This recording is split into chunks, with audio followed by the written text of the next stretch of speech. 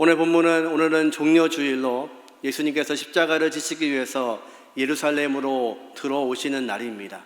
이제 백성들은 그 예수님을 향하여서 호산나, 우리를 구원하시는 주여, 이렇게 외치고 있습니다. 과연 그들은 어떤 마음으로 외치고 있을까요? 요한복음 12장 13절에 보니까 우리 한번 같이 한번 읽어보겠습니다. 종려나무 가지를 가지고 맞으러 나가 외치되 호산나, 찬송하리로다. 주의 이름으로 오시는 이 곧 이스라엘의 왕이시여 하더라. 그들은 예수님께서 자신들을 구원할 메시아라고 생각을 했습니다.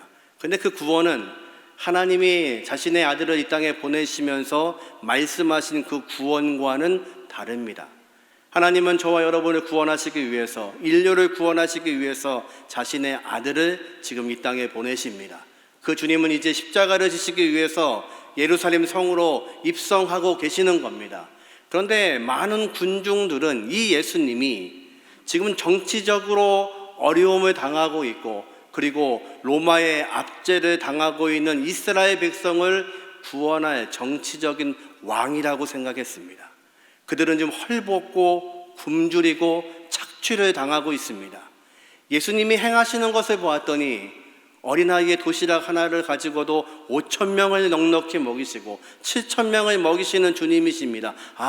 이분만 계시면 우리의 이 굶주림에서, 우리의 억제에서, 우리의 고통 속에서 우리를 구원하실 분이라고 그들은 생각했습니다. 그래서 호산나, 우리를 구원하소서, 다윗의 자손 왕으로 오시는 이여, 그렇게 외치고 있습니다. 그러나 주님은 지금 입성하시는 이유가 바로 하나님이 명령하신, 우리를 위해서, 우리를 구원하시기 위해서 자신의 아들을 못 박으시겠다는 그 계획 가운데 그 말씀에 순종하기 위해서 예수님은 지금 그 성회에 들어가고 계시는 겁니다. 이 군중들의 외침은 오래 가지 않았습니다. 정치적인 왕으로 오신 줄 알았는데 체포당하시고 신분을 당하시는 것을 보고 그들의 입장은 전혀 다르게 변합니다. 빌라도가 예수님의 죄를 찾지 못해서 몇 대 때려서 내보내겠다고 합니다. 그런데 백성들은 그렇게 말하지 않습니다. 마태복음 27장 22절에 보니까 이렇게 고백합니다. 빌라도가 이르되 그러면 그리스도라 하는 예수를 내가 어떻게 하랴? 그들이 다 이르되 십자가에 못 박아야 하겠나이다.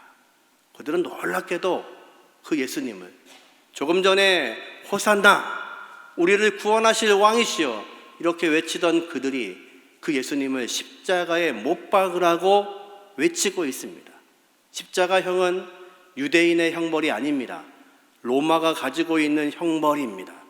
이 형벌은 너무도 참혹하고 또 고통스러운 형벌이기 때문에 이 형벌을 내릴 때에는 몇 가지 중요한 원칙들이 있습니다. 함부로 이 형을 내리지 않았습니다. 그리고 이 형틀이 얼마나 무서운지 로마의 시민권을 가지고 있는 사람에게는 아무리 큰 죄를 지어도 십자가형에 처하지 않았습니다. 그런데 이 백성들이 무엇을 요구하고 있냐면 이 예수님을 십자가에 못 박으라고 외치고 있습니다. 이제 예수님은요, 빌라도에게 사형 언도를 받으시고 십자가형을 처형에 당하십니다. 먼저 십자가형을 받는 죄수는 먼저 매질을 당합니다. 당시에 릭토로라고 하는 집행관들이 옷을 벗겨놓고 맨살에 채찍질을 가하기 시작합니다.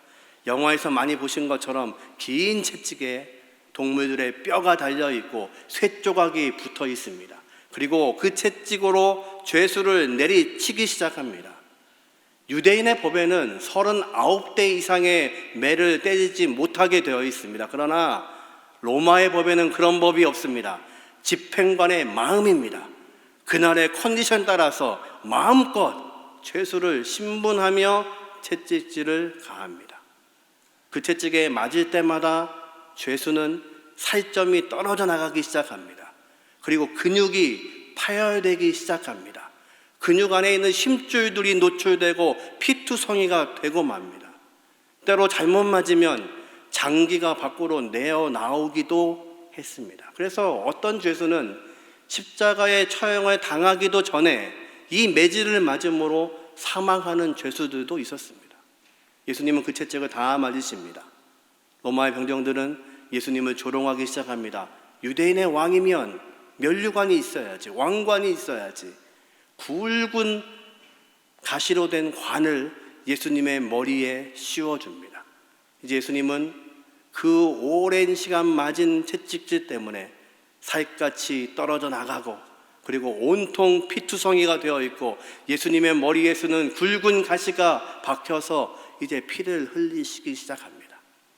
이제 시작입니다. 이제 죄수는 십자가를 지고 형장까지 올라가야 합니다. 십자가의 무게는 대략 150kg 정도 됐습니다. 그래서 세로로 된 그 막대기는 이미 골고다 언덕에 고정되어 있고, 가로 막대기를 지고 이 죄수는 움직여야 됩니다. 그 무게도 최소한 50kg에서 60kg 되는 그 육중한 그 십자가를 지고 주님은 걷기 시작하십니다. 아마도 수차례 넘어지시고 쓰러지시고 팔레스타인의 그 더운 공기 안에서 예수님은 점점 지쳐가시고, 그리고 피가 낭자함으로 인하여서 현기증을 느끼셨을 겁니다. 채 자신의 십자가를 다 지지 못하고 구레네 사람 시몬에 의해서 그 십자가는 운반됩니다. 골고다 언덕에 오르셨습니다. 이제는 그 형틀에 죄수를 못 박아야 됩니다. 이 굵은 나무 위에 못을 박아야 하니 그 못의 길이와 굵기도 결코 장난이 아닙니다. 처음 문헌에 의하면 십자가에 청했던 죄수들의 손바닥에 못을 박았습니다. 그런데 손바닥에 못을 박자 그 체중으로 인해서 손바닥이 다 찢어지는 현상이 벌어졌습니다. 그래서 후기에는 그렇게 하지 않았습니다. 손목에 못을 박습니다. 손목에 있는 뼈와 뼈 사이에, 심줄과 심줄 사이에 못을 박습니다. 이제 주님은 온갖 피를 다 쏟으시며 십자가 위에 올라가시게 됩니다. 그런데 이것으로 끝나지 않습니다. 십자가형을 언도하는 이유는 죄수가 금방 죽게 하기 위해서가 아니라 처절하게 천천히 죽게 하는 형벌이었습니다. 그래서 로마에 대항하는 어떤 사람들도 그 모습을 보고 도저히 대항할 수 없게 하는 것이 십자가형의 목적이었습니다. 죄수는 금방 사망하지 않습니다. 예수님도 오랜 시간 십자가에 계십니다. 어떤 죄수는 이틀과 3일 더 긴 시간 동안 목숨을 부지하기도 합니다. 그러면 죄수들은 이렇게 외친답니다. 죽여달라고. 도저히 그 고통을 감당할 수가 없습니다. 이제 그 고통 때문에 엄청난 두통이 몰려오기 시작합니다. 또 하나는 십자가에 매달려 있어 숨을 쉬기 위해서는 손목에 박은 그 못을 의지해서 몸을 들어 숨을 쉬어야만 합니다. 그렇지 않으면 폐가 눌리기 시작합니다. 점점 그 고통으로 예수님은 목이 마르기 시작하십니다. 그때 극한의 고통 속에서 아무것도 생각할 수 없는 그 순간, 이제 예수님은 입을 여셔서 7 말씀을 시작하시기 시작합니다. 그 첫 번째의 말씀이 오늘 우리가 읽은 본문 누가복음 23장 34절입니다. 같이 한번 읽어보겠습니다. 이에 예수께서 이르시되 아버지 저들을 사하여 주옵소서 자기들이 하는 것을 알지 못함이니이다 하시더라. 아멘. 첫 번째 말씀은 놀랍게도 그 주님이 아버지를 부르십니다. 아버지. 이 아버지는 누구십니까? 이 땅에 자신을 보내신 그 아버지입니다. 그 아버지가 자신을 이 땅에 왜 보내셨습니까? 온 인류를 위해서? 아니요, 저와 여러분을 구원하시기 위해서 자신의 아들을 십자가에 못 박을 계획을 가지시고 내 아들을 보냈습니다. 지난밤 예수님은 겟세마네 동산에서 이렇게 외치십니다. 아버지여, 할 수만 있거든 이 잔을 내게서 옮겨 주옵소서. 주님은 그 극한의 고통을 아셨습니다. 그러나 주님의 기도는 바뀝니다. 아버지, 내 뜻대로 마옵시고 아버지의 원대로 되기를 원하나이다. 창세 때부터 성부, 성자, 성령 하나님은 언제나 함께 하셨습니다. 공생의 기간 동안에 그 하나님을 함께 하셨습니다. 요단강에서 침례를 받고 올라오시는 주님 앞에 하늘의 음성이 듭니다. 내 사랑하는 자여 내 기뻐하는 자라. 하나님이 영원히 함께 하시며 주님과 동행하셨습니다. 그런데 그 아버지가 주님의 십자가 앞에서 침묵하십니다. 말씀하지 않으십니다. 이유는 한 가지입니다. 저와 여러분을 구원하시기 위해서. 주님의 첫 번째 말씀은 아버지여입니다. 아버지, 저들을 용서하여 주옵소서. 우리는 용서받을 수 있는 죄인이 아닙니다. 용서받을 수도 없는 자들입니다. 우리는 이기적으로 사는 사람들이고 세상은 자기만을 위하여 살아갑니다. 자기 중심적으로 살아갑니다. 하나님은 우리를 만드실 때에 하나님 중심으로 만드셨습니다. 하나님 중심으로 만든 사람들이 자기 중심으로 옮겨가는 것을 성경은 죄라고 말씀합니다. 그 죄인들을 위해서 하나님은 자기의 아들을 이 땅에 보내신 겁니다. 그래서 우리는 희망이 없는 존재인데 주님의 첫 번째 그 말씀, 아버지여 저들을 용서하여 주옵소서. 그 음성으로 우리에게는 기회가 생겼습니다. 하나님의 자녀가 되는 권세를 그 주님의 이름 때문에, 주님을 믿음으로 다시 하나님 앞에 아버지라고 부를 수 있는 권세가 우리에게 생겼습니다. 그것을 위해서 주님은 첫 번째 말씀을 기도로 시작하시는 겁니다. 아버지, 저들을 용서하여 주옵소서. 왜 용서해야 됩니까? 저들이 지금 하는 일을 알지를 못합니다. 그들은 알지 못했습니다. 예수님께서 메시아라는 것을 알았다면 어떤 군인이 그 하나님이신 메시아의 손에 못질을 하겠습니까? 그분이 하나님인 걸 몰랐던 겁니다. 그분이 하나님이시라면 어떻게 십자가에 달려놓고 조롱을 할 수가 있습니까? 오늘 본문에 보니까 양쪽에 두 강도가 매달려 있습니다. 그리고 사람들은 조롱하기 시작합니다. 내가 말하고 있는 그리스도면 너를 한번 구원해봐라. 지금 주님은 인류를 구원하시기 위해서 그 십자가 위에 계십니다. 그들이 알지 못했던 겁니다. 알지 못했기 때문에 예수님을 십자가에 못 박고 있습니다. 사도 바울이 예수를 믿는 자를 핍박하는 것이 예수님을 핍박하는 것이라고 알지 못했습니다. 그것이 잘하는 것이고 하나님께 영광 돌리는 줄 알고 스데반 집사를 돌로 쳐주는 현장에도 그는 함께 했습니다. 그가 예수님을 만났습니다. 그러자 그 복음을 가지고 목숨을 걸고 복음을 전하기 시작합니다. 그리고 자기를 핍박하고 있는 그 유대인들, 여전히 자기를 죽이려고 하는 유대인들을 향하여서 뭐라고 기도합니까? 하나님, 생명책에서 내 이름이 빠질지언정 내 동족, 내 민족 구원하여 주옵소서. 주님은 지금 십자가에서 저와 여러분을 위해서 하나님 앞에 중보하고 계십니다. 이것이 은혜입니다. 그래서 우리는 그 길로 하나님을 만날 수 있는 길이 열렸다고 성경은 말씀하십니다. 이제 그들은 그 말씀을 받고 그 말씀으로 순교하며 살았습니다.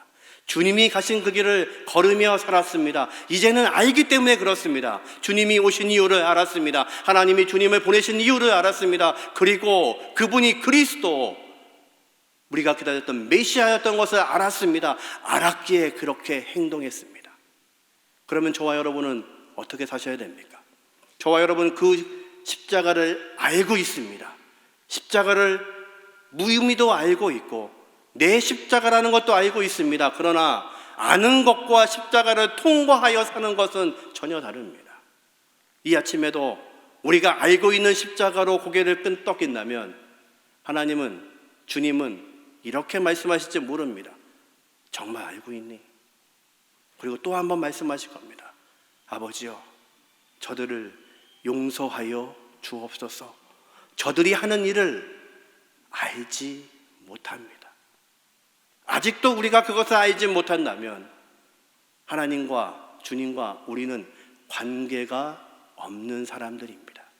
하나님은 이사야 선지자를 통해서 자신의 아들을 이 땅에 보내실 것을 예언하십니다.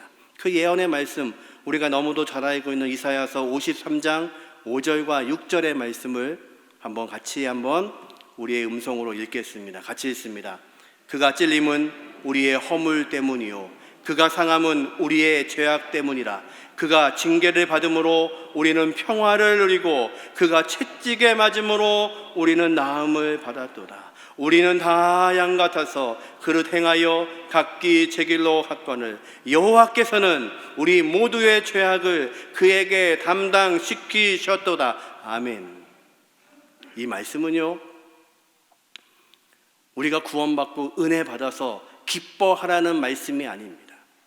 이 말씀은 하나님께서 떨리시는 음성으로 피토하는 심령으로 예언하고 계시는 겁니다.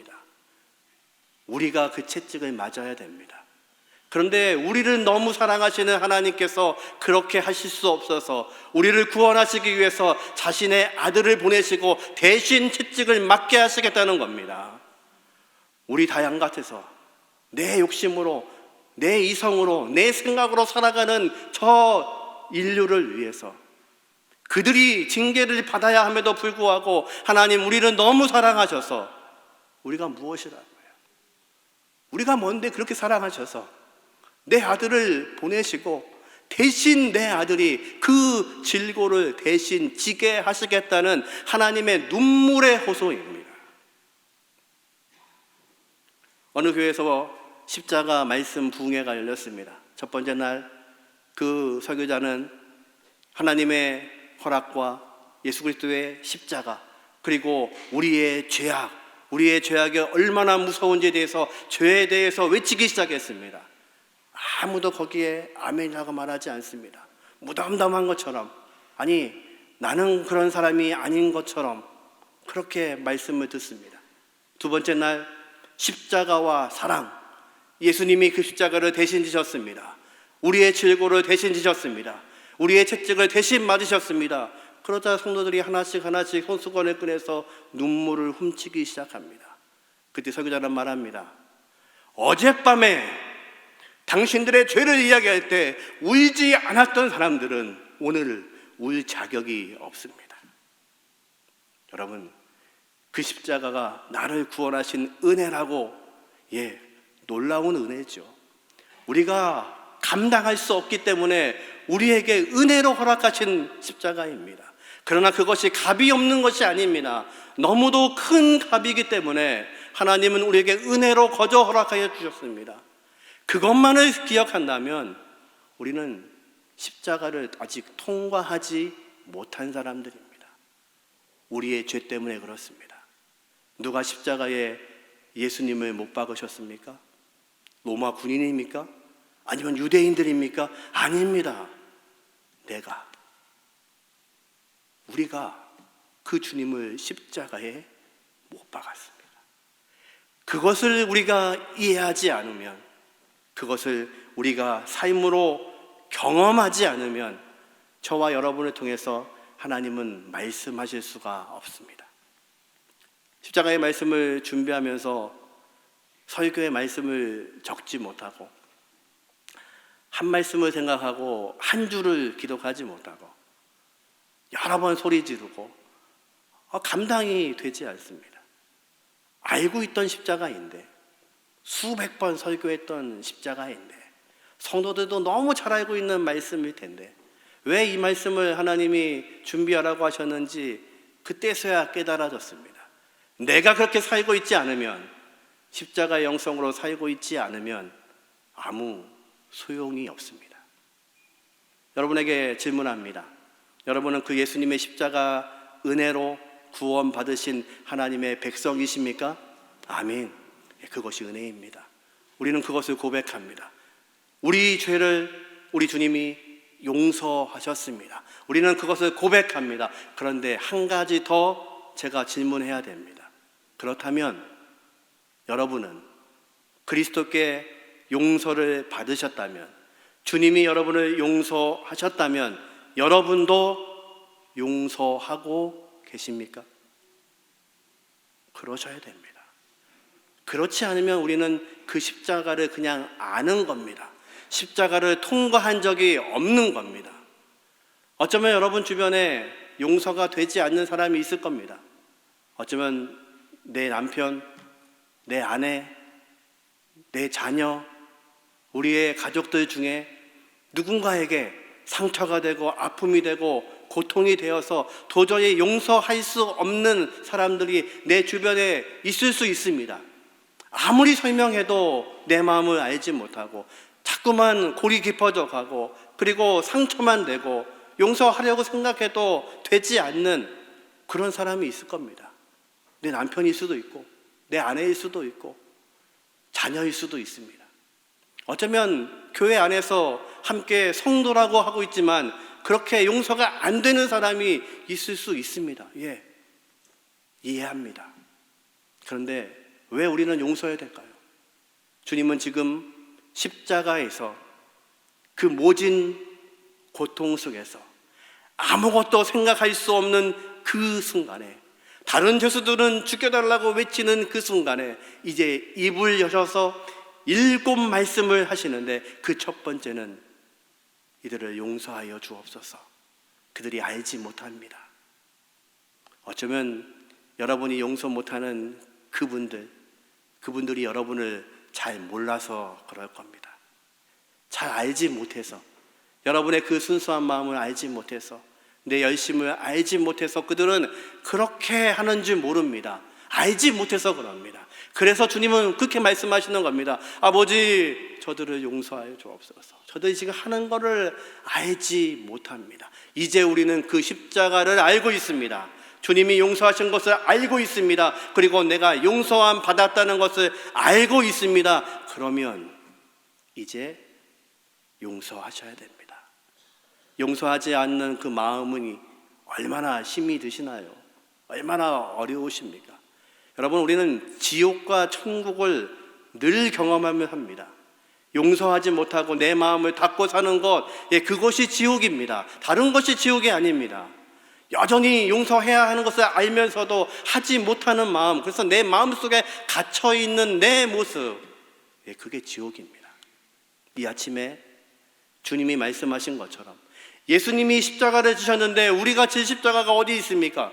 그것은 주님 말씀하신 것처럼, 첫 번째 말씀처럼 용서하는 겁니다. 용서함으로 우리의 마음의 감옥이 열리시는 이 아침이 되기를 주님의 이름으로 축원합니다. 바울과 실라는 빌립보 감옥에서 매를 맞고 죽을 수 있는 그 상황에서, 지하 감옥에서 족쇄가 채워져 있는 그 순간에도 하나님을 향해 찬양하기 시작합니다. 그랬더니요, 옥문이 흔들리고 터가 흔들리고 옥문이 열리고 족쇄가 풀리는 은혜를 경험했습니다. 저와 여러분, 이 아침에 예수님의 그 십자가, 첫 번째 용서의 십자가를 여러분이 지심으로 여러분을 가두고 있는 여러분의 마음의 그 옥문에서 탈출하게 하시는, 자유하게 되시는 귀한 은혜가 있기를 주님의 이름으로 축원합니다.